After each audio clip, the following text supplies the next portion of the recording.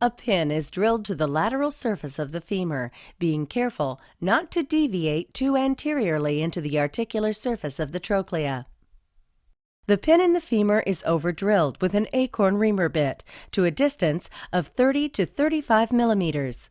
The remaining tunnel length is over-drilled with the 4.5 millimeter drill bit to accommodate the passage of the toggle lock device. The graft is delivered into the closed-end femoral tunnel using the Beath pin. The toggle lock device is passed and then flipped on the lateral femoral cortex. The zip strand of the toggle lock device is then pulled to introduce the looped end of the graft into the tunnel.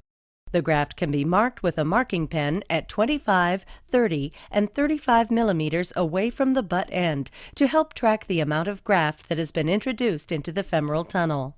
A guide pin is drilled to the lateral surface of the patella, being careful not to deviate too anteriorly into the non-articular surface of the patella or posteriorly into the patellar articulating facets.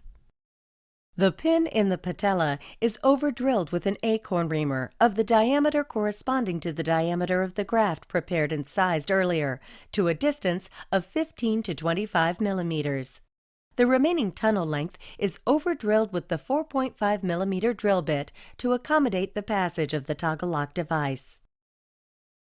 The graft is passed from the medial femoral incision to the anterior medial patellar incision underneath layer 2. The graft limbs are remeasured from the point of insertion into the medial patellar tunnel and trialed with varying amounts of MPFL length. New sutures are placed in the two free limbs for a distance that matches the length of the acorn-reamed patellar tunnel, and the remaining excess graft and initial tension stitches are cut away. The two stitches from the free limbs are tied to a second toggle lock device via the zip loop suture looped ends. The toggle lock device is passed and then flipped on the lateral patellar cortex.